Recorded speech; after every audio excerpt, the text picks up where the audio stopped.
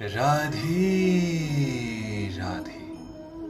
चलिए आज हम आपको बताते हैं कि श्रीमद् भागवत किसे कहते हैं। मिलकर बोलिए राधे राधे।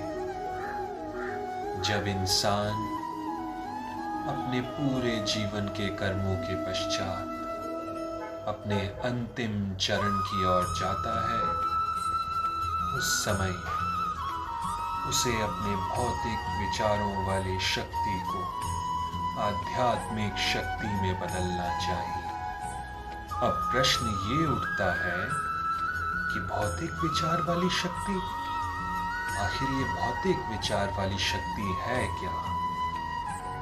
ऐसे बहुत से साहित्य हैं, जैसे कि समाचार पत्र, पत्रिकाएं, उपन्यास आदि, जो हमारे विचारों को भौतिक विचार वाली शक्ति बना देते हैं, भौतिक शक्ति से भर देते हैं। इस समय हमें ऐसे साहित्य में लगे अपने चिंतन को वैदिक साहित्य की ओर मोड़ना चाहिए, क्योंकि अब हम अपने जीवन के अंतिम पड़ाव में हैं। अतएव महर्षियों ने अनेक वैदिक ग्रंथ लिखे हैं, यथा पुराण।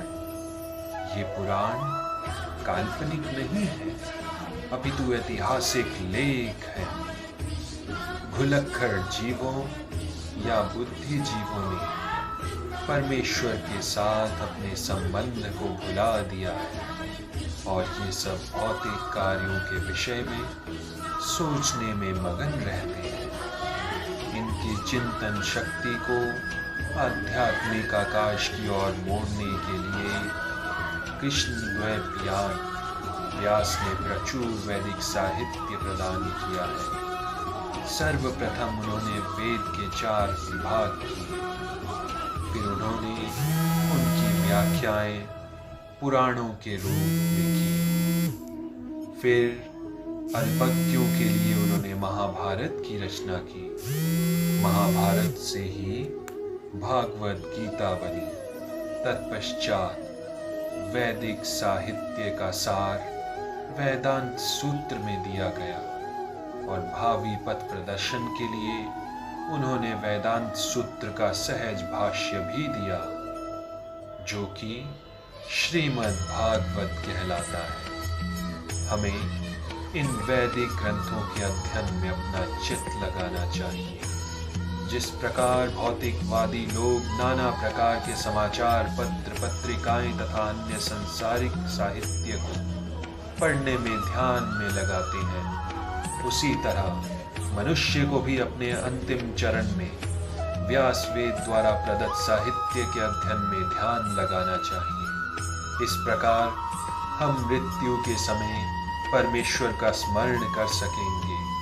भगवान द्वारा सुझाया यही एकमात्र उपाय है और वे इसके फल का विश्वास दिलाते हैं, इसमें कोई संदेह नहीं है। इसीलिए कृष्ण अर्जुन से कहते हैं, तुम कृष्ण के रूप में मेरा सदैव चिंतन करो, साथ ही अपने युद्ध कर्म करते रहो। अपने कर्मों को मुझे अर्पित करके तथा अपने मन एवं बुद्धि को मुझ पर स्थिर करके तुम मुझे निश्चित रूप से प्राप्त करोगे। हे अर्जुन, उस कर्म को त्याग कर केवल मुझे स्मरण ही मत करना। भगवान कभी भी कोई अव्यवहारिक बात का परामर्श नहीं देते। इसीलिए भगवान ने कहा कि अर्जुन, तुम्हें अपने कर्म को त्यागने की आवश्यकता नहीं है। तुम अपने कर्म का पालन करते रहो, क्योंकि इस जगत में शरीर के पालन हेतु मनुष्य को कर्म करना होता है। मिलकर बोलिए राधे राधे। राधे